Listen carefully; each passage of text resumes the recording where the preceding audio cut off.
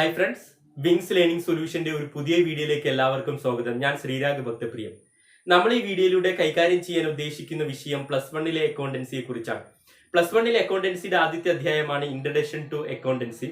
അപ്പൊ ഈ വീഡിയോയിലേക്ക് പോകുന്നതിന് മുൻപേ നിങ്ങൾ ഈ ചാനൽ സബ്സ്ക്രൈബ് ചെയ്യാത്ത ഒരാളാണെങ്കിൽ നിങ്ങൾ ഈ ചാനൽ സബ്സ്ക്രൈബ് ചെയ്യണം, വീഡിയോ ലൈക്ക് ചെയ്യുക, ഷെയർ ചെയ്യുക. അപ്പൊ നമുക്ക് നേരിട്ട് വീഡിയോയിലേക്ക് പോകാം. അപ്പൊ പ്രധാനമായും ഈ ചാപ്റ്ററിൽ പഠിക്കാനുള്ള ഒന്നാണ് എന്താണ് അക്കൗണ്ടൻസി എന്നതിനെ കുറിച്ചാണ്. എന്താണ് അക്കൗണ്ടൻസി അല്ലെ? നമ്മുടെ നിത്യജീവിതത്തിൽ അക്കൗണ്ടൻസി നമ്മൾ കേട്ടിട്ടുണ്ടാവും അല്ലെ? അക്കൗണ്ടന്റ് ആയിട്ട് ജോലി ചെയ്യുന്നവരൊക്കെ ഉണ്ടാവും, ചിലപ്പോൾ നിങ്ങളുടെ കുടുംബത്തിലോ സുഹൃത്തുക്കളൊക്കെ ഉണ്ടാവും. അപ്പോൾ അക്കൗണ്ടൻസി അല്ലെങ്കിൽ അക്കൗണ്ടിങ് എന്താണ് നമ്മൾ മനസ്സിലാക്കണം അല്ലെ? പുതുതായി ഒരു അക്കൗണ്ടൻസിയിലേക്ക് വരുന്ന ഒരാൾക്ക് എന്താണ് അക്കൗണ്ടൻസിയെ കുറിച്ച് ഐഡിയ ഉണ്ടായിരിക്കില്ല. ചുരുക്കത്തിൽ ഒരു ബിസിനസിന്റെ സാമ്പത്തിക വിവരങ്ങൾ രേഖപ്പെടുത്തുന്ന പ്രക്രിയയെ നമ്മൾ എന്ത് വിളിക്കും? അക്കൗണ്ടൻസി എന്ന് വിളിക്കും. അപ്പൊ എളുപ്പത്തിൽ നമുക്ക് അങ്ങനെ വേണമെങ്കിൽ പറയാം, ഒരു ബിസിനസിന്റെ സാമ്പത്തിക വിവരങ്ങൾ രേഖപ്പെടുത്തുന്ന പ്രക്രിയയെ നമ്മൾ എന്ത് വിളിക്കും? അക്കൗണ്ടൻസി എന്ന് വിളിക്കും. അക്കൗണ്ടൻസിയുടെ പിതാവ് ലൂക്കാ പാസിയോളയാണ്. അദ്ദേഹത്തിന്റെ ഒരു പുസ്തകമുണ്ട്. അദ്ദേഹത്തിന്റെ പുസ്തകത്തിന്റെ പേരാണ് double entry system of accounting. ആ പുസ്തകത്തിലാണ് അക്കൗണ്ടൻസിയെ പറ്റി പ്രതിപാദിക്കുന്നത്. അപ്പോൾ അക്കൗണ്ടൻസിയുടെ നിർവചനമുണ്ട്, ഡെഫിനിഷൻ ഉണ്ട്. According to AICPA, American Institute of Certified Public Accounts, അവരുടെ അഭിപ്രായ പ്രകാരം accountancy is an art of recording, classifying, summarising in a significant manner in terms of money transaction and events which are in at least of a financial character and interpreting the result thereof. അപ്പൊ ഡെഫിനിഷന്റെ length കണ്ടിട്ട് നിങ്ങൾ പേടിക്കുന്നു വേണ്ട. അപ്പൊ account simple ആയിട്ട് ഇതേ പറയുന്നുള്ളൂ. ഒരു ബിസിനസിന്റെ ഇടപാടുകൾ രേഖപ്പെടുത്തുക, താരതമ്യം ചെയ്യുക, അല്ലെ, വിശകലനം ചെയ്യുക, വ്യാഖ്യാനിക്കുക തുടങ്ങിയവ ചെയ്യുന്ന കലയെ നമ്മൾ എന്ത് വിളിക്കും? അക്കൗണ്ടൻസി എന്ന് വിളിക്കും.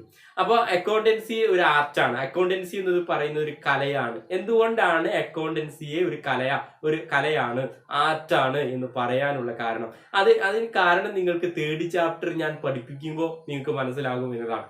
അപ്പൊ അക്കൗണ്ടൻസി എന്ന് പറഞ്ഞാൽ ചുരുക്കത്തിൽ നിങ്ങൾ ഇത്രയും മനസ്സിലാക്കി വെക്കുക, ഒരു ബിസിനസിന്റെ സാമ്പത്തിക ഇടപാടുകൾ രേഖപ്പെടുത്തുന്ന പ്രക്രിയയെ നമ്മൾ എന്ത് വിളിക്കും? അക്കൗണ്ടൻസി എന്ന് വിളിക്കും.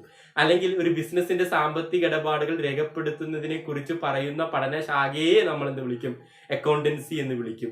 അപ്പോൾ ആരായിരിക്കും അക്കൗണ്ടന്റ്? ആരാണോ ഒരു ബിസിനസിന്റെ സാമ്പത്തിക ഇടപാടുകൾ രേഖപ്പെടുത്തുന്നത് അയാളെ നമ്മൾ എന്ത് വിളിക്കും? അക്കൗണ്ടന്റ് എന്ന് വിളിക്കും അല്ലെ? The person who recording the business transaction of a business is called accountant അല്ലെ? പിന്നീട് നമ്മൾ നോക്കാനുള്ളത് interested users of accounting information ആണ്.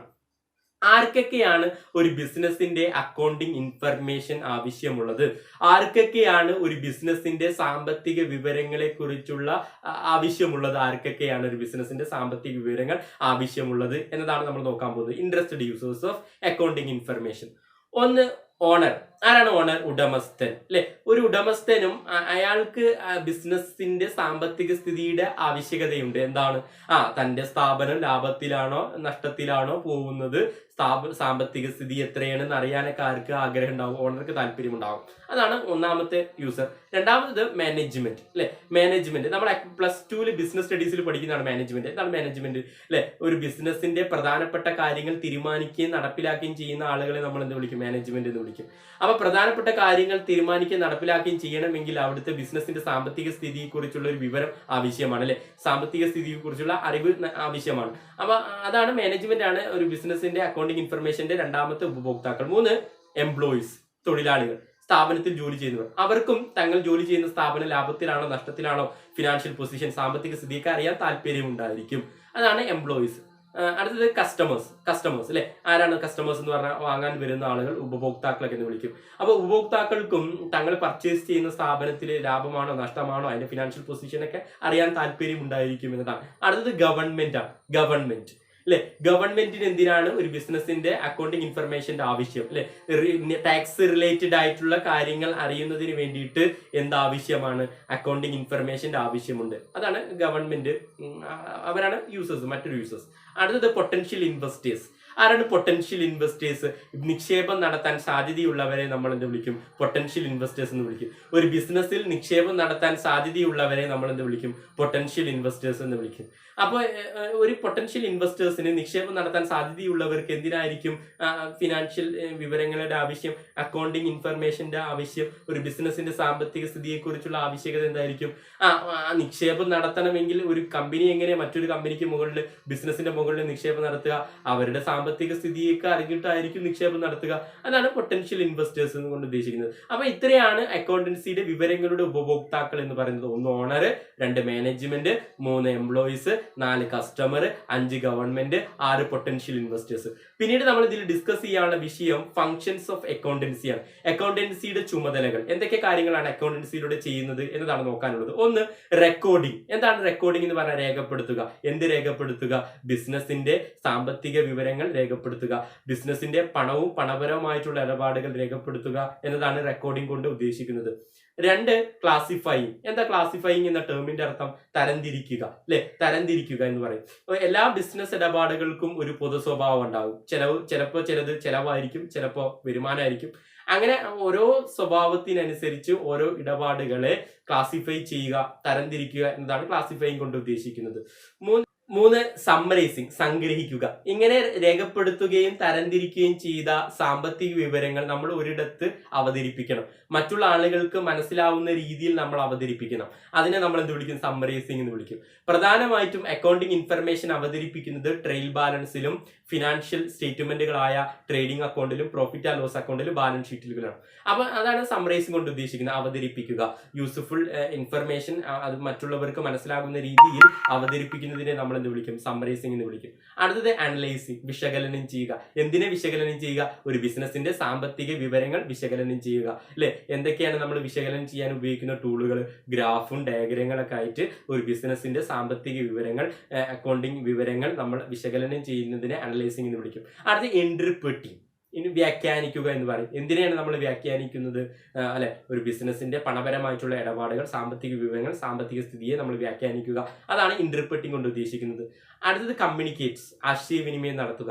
ആർക്കൊക്കെയാണ് ഒരു ബിസിനസിന്റെ സാമ്പത്തിക വിവരങ്ങൾ ആശയവിനിമയം നടത്തേണ്ടത് എന്ന് നമ്മൾ ഡിസ്കസ് ചെയ്തു കഴിഞ്ഞു, അല്ലെ? Owner, management, employees, customer, government, potential investors, ഇവർക്കൊക്കെ കമ്മ്യൂണിക്കേറ്റ് ചെയ്തു കൊടുക്കുക, ആശയവിനിമയം നടത്തി കൊടുക്കുക.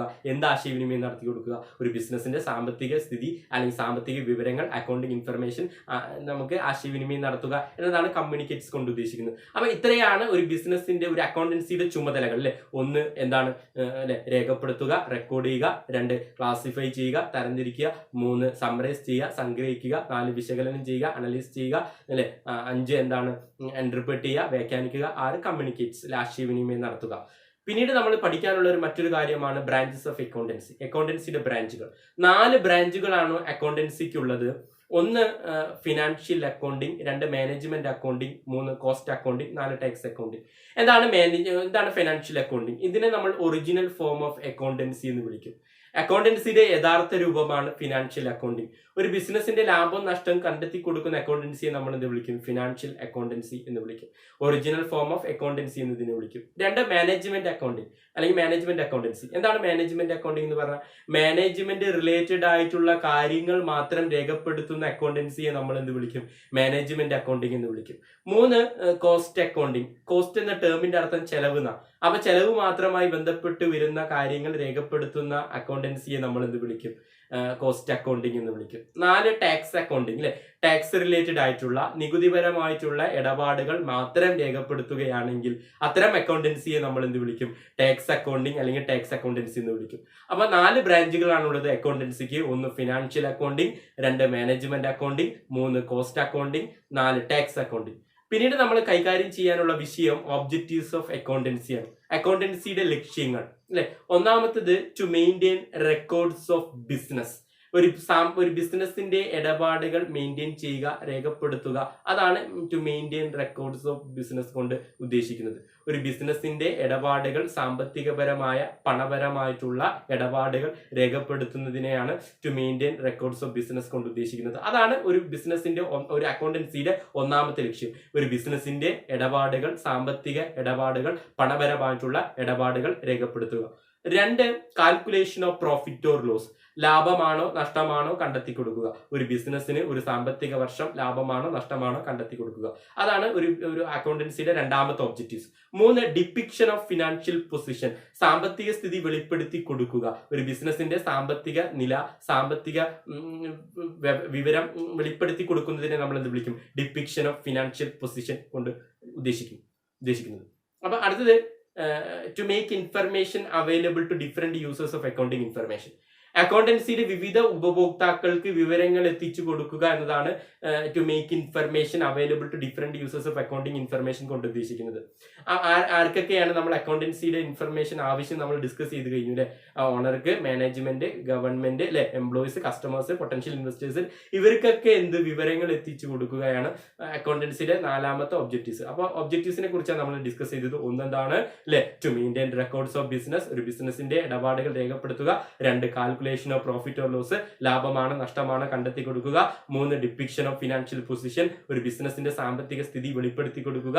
നാല്, to make information available to different users of accounting information. അക്കൗണ്ടിങ് ഇൻഫർമേഷന്റെ വിവിധ ആളുകൾക്ക് വിവരം എത്തിച്ചു കൊടുക്കുക. അതാണ് അക്കൗണ്ടൻസിയുടെ ചുമതലകൾ, നാലാമത്തെ ചുമതല. അപ്പൊ ഇത്രയാണ് ഞാൻ പാർട്ട് 1 വീഡിയോയിലൂടെ ഉദ്ദേശിച്ചത്. ഈ വീഡിയോയുമായി പിന്നീട് കാണാം.